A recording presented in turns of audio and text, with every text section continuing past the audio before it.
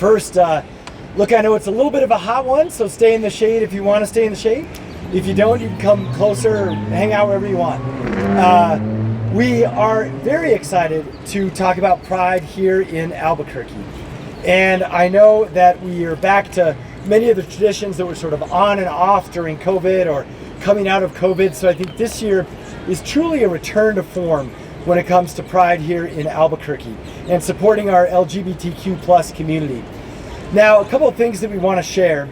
I think first and foremost, we do want to acknowledge that unfortunately there's been over 500 pieces of discriminatory legislation around the country against this community.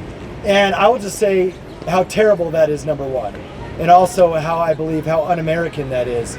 But the point is more this. We have our challenges in Albuquerque, but I am grateful to live here. And I'm grateful that we celebrate our LGBTQ plus community and our BIPOC community. And I'm grateful that we're excited and unified to celebrate Pride. So for us, we are in Albuquerque united, and we appreciate everyone who lives here, no matter what their orientation or their background. So to symbolize that and to represent it, we have several festivities that are going on throughout the month, but also in particular coming up this week. So first, you might have noticed the Pride bus behind us, the first of its kind. Round of applause, ABQ RIDE, thank you for doing this, and the community who helped put this together. I think the symbolism is fairly obvious, but we might walk through some of them. Each heart sort of represents a different aspect of LGBTQ plus Pride. And we also, of course, have our skyline, and we have pictures from Pride events, which is just awesome. Actually, it's really special to see. So we're grateful to have that this year. We are also adding a new event this year that you're going to be hearing about. It's the Pride Glow on Friday night. And this is going to be a wonderful, colorful celebration of all that we believe in when it comes to Pride and supporting our LGBTQ plus community with balloons, which of course is also such a wonderful symbol for our city. So it's going to be Friday night. It's going to be out at Balloon Fiesta. Stay tuned for more there. We believe it's not only the first of its kind in Albuquerque, we're pretty sure it's the first of its kind in America. And no better place to celebrate Pride and balloons than right here in Albuquerque, New Mexico. So last thing that I do want to share is we're back to our tradition of raising the Pride flag. We do get some questions here and there. This is the Pride flag that includes colors and designs to our BIPOC community. And so if you're wondering why it's not a straight rainbow, that's why. We also want to share two other things with you. We have our first unisex or combo sort of gender neutral bathrooms in City Hall. We now have two of those, and as we do renovations, we're going to continue to have more. And on more of the fun front, we're going to light up City Hall with sort of Pride colors on and off throughout the month. And those of you who drive by City Hall at night know how beautiful it is now with that lighting that we have. We tried it at the bus stops, but the colors only go one at a time, so it just didn't really have the effect. It just looked like the colors were changing. So letting you know we did try at the bus stops. We also kind of tried at the fountain. Didn't really work either, but we're delivering on City Hall. So with that, I'll hand it back over to our MC. And thank you all so much for coming out. And we will see you at all the events for Pride this month. Thank you.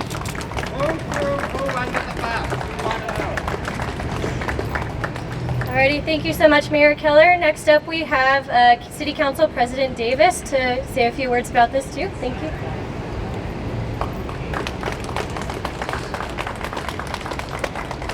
Thank you so much, and thank you, Mayor. Thank you to the Transit Department. Thank you to Michelle and all of your team for putting all these events together.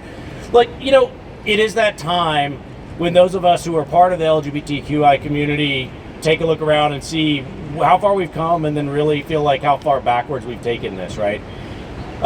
It wasn't all that long ago that none of us could get married. Where's Marshall? I mean, Marshall and I, in organizing world, helped to organize the very first same-sex marriages right here on Civic Plaza 10, 12 years ago, a long time ago, when we were young and pretty. Yeah. Because New Mexico has always been a leader. We were the first state in the country to not wait on the legislature to do something, not wait on somebody else to figure out how to do it, We went to our courts, we went through that process and decided it was time for us to organize and do that for ourselves and to take care of each other. Today, Albuquerque can be proud to say we have a long history of LGBT folks serving in positions of color, positions of power. It is important to see yourself in those positions if you're a young person, if you're a young city staffer, if you're somebody who wants to be a part of that policy conversation. Because those of you who sit at the table know how much different the seats look when you're at the table and when you're behind the scenes or outside the door. In the city of Albuquerque, we've had a long history of openly LGBTQI elected officials, starting with Bob White back in the 80s, who's still with us today, was our city councilor in Nob Hill. Councilor Diane Gibson, and now I'm the outgoing city council president and proud to have served for 8 years. Now we are one of the largest cities in the country to have a queer-led city council, a queer-led legislative body. And I have to say, like, we've gotten a lot done thanks to this mayor and this mayor administration. Our city employees have equal protection. My fiance and I have had health care and equal protection in the city's opportunities and benefits since the first day I walked in City Hall. And so do, oh, by the way, a few years ago when we had a big LGBT family get together, more than 400 families and allies who came out together to celebrate the fact that we can work in a city and be proud of ourselves and our family, and our coworkers can celebrate us, and that we can be a part of our community and include our families and all the cool things that we get to do at the city, like going to the zoo and going to Pride Glow and going to the Balloon Fiesta. But in times like this, it really does matter, not just that we see ourselves in public office, but the folks in public are reminded and get to see us in other parts of our community, to get to see that we ride the bus, that we shop in our neighborhoods, that we live next door. My fiance and I are very, very proud to be members of Nob Hill, and let everybody, you know, there's that idea that that's the old neighborhood.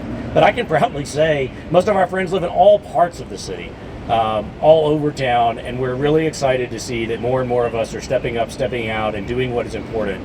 And so we encourage you to take advantage of these. We want our city employees to take advantage of all of those events. And I want to say thank you to the Pride for partnering with the city to bring that event to the Balloon Fiesta this year. It's sort of the city's big crown jewel of where we do our big events, and it really does show that we can be out front and that we're proud to embrace that, and I appreciate it. I don't have magic words of wisdom today. We're not doing any big proclamations. I just want to say thank you. It means an awful lot having served in this office for 8 years.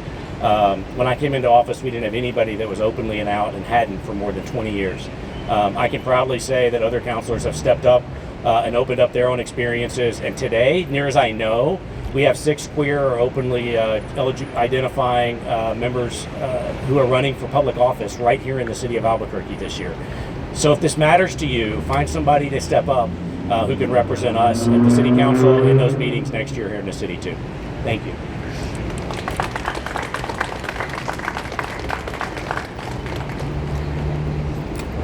All right, thank you so much, Councilor Davis. I'm going to go ahead and call up Leslie Keener, the director of ABQ RIDE, to talk a little bit about what this means for our department. Thank you, Megan, and thank you all for being here this beautiful and very, very warm afternoon. I chose the right color, of course, black, it's really hot. The team at ABQ RIDE is excited to be a part of the city's Pride Month celebrations this year. I want to thank all the hard-working, talented, and creative staff at ABQ RIDE who helped make this amazing Pride bus wrap behind me possible, especially our most talented and wonderful graphic designer, Haley Davidson, and our marketing team that's led by Raul Delara. Thank you all for that. The wrap looks really amazing. Very proud of it. This bus wrap behind me serves as a symbol of the hard work that ABQ RIDE puts in to ensure our services are both equitable and inclusive to everyone in our community. The bright colors and photos show our support for the diverse community we serve every day. So we hope that you enjoy the colorful bus wrap at the Pride Parade this Saturday. It will be out en route, and also we hope that you see it throughout the month on the many routes that ABQ RIDE serves this community with. Thank you.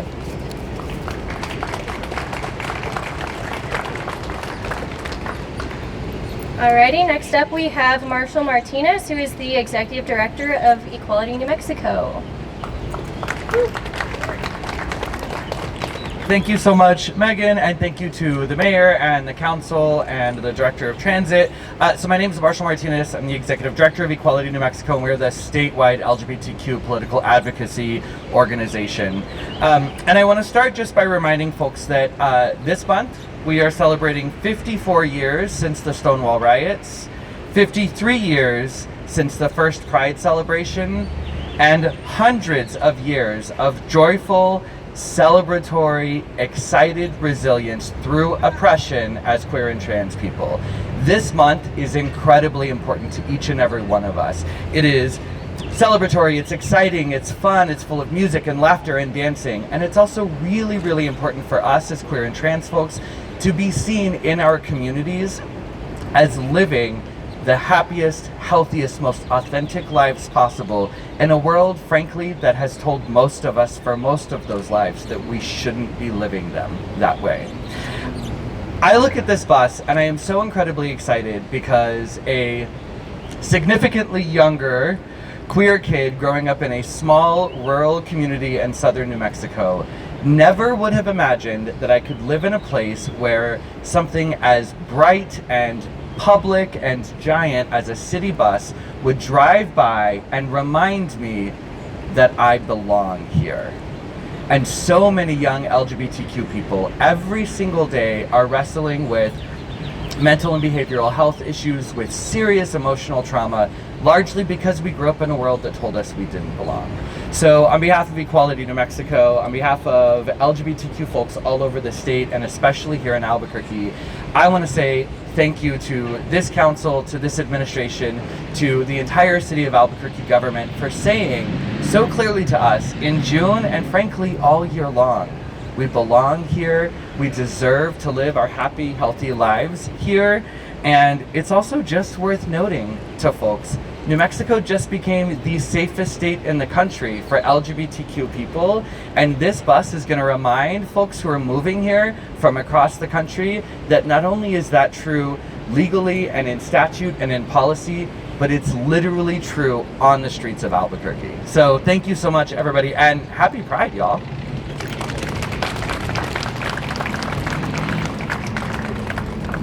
Thank you so much, Marshall. Next up, we have Becca Rivera, who is the managing attorney for the Office of Civil Rights.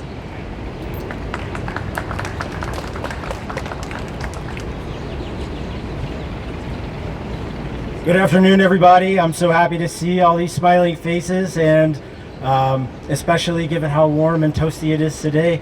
Hopefully we're all getting our good vitamin D from the sun here.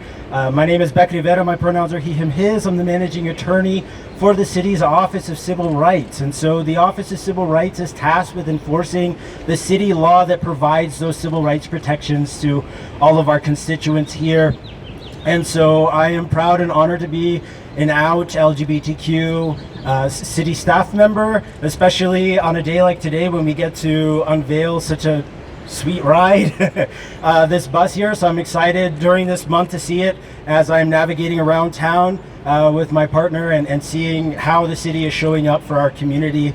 I'll take this moment for a shameless plug. I know that Council President Davis had mentioned, the members of our community have several opportunities to get involved with city government, and so the Office of Civil Rights also helps facilitate the Human Rights Board, which meets every third Thursday. So next Thursday, June 15th, we'll all be meeting at 5 o'clock to discuss the various issues that we are made aware of going on in our community, and I welcome you to come and participate with us, if not to listen in, to share with us anything that you might be experiencing or witnessing in our great city, so that we can help put some moves in action to address that. Thank you so much, and happy Pride.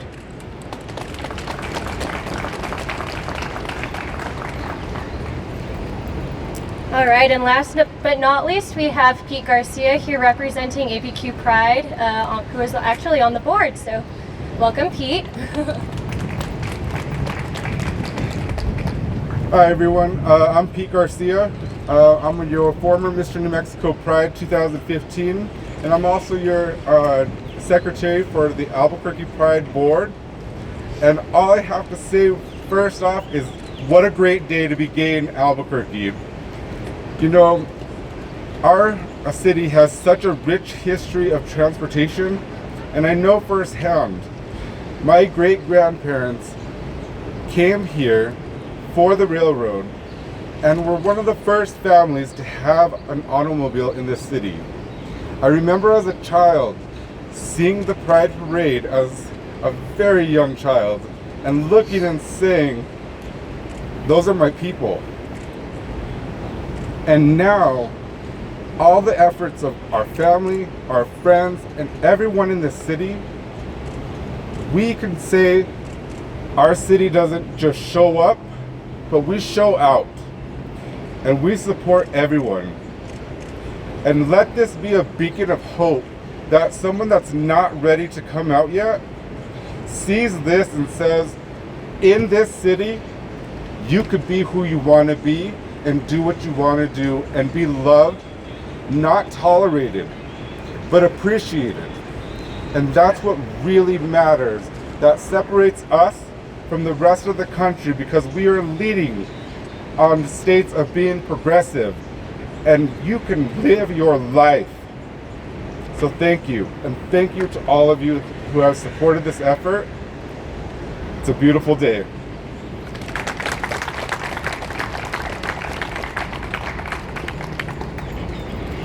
Alrighty, thanks you so much to all of our speakers. We can go ahead and answer any questions that anyone has, specifically about Pride. If we have anything else, we can do that after. And then we're going to go ahead and raise the flag. So any questions that anyone has?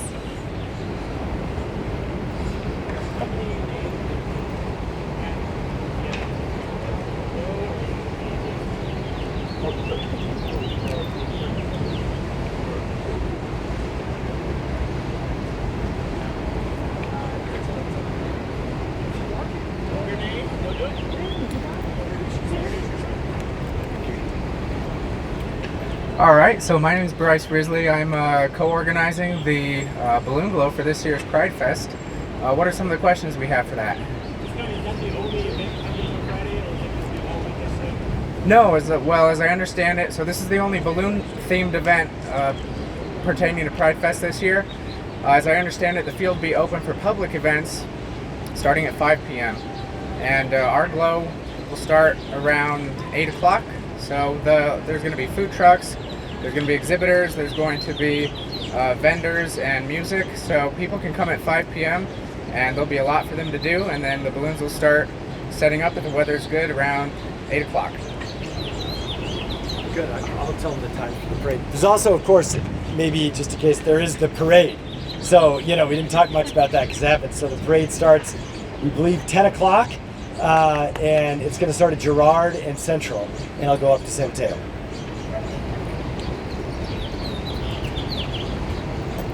Alrighty, any more questions? One more? How long is this bus going to be wrapped for? All the way, or did you want to answer?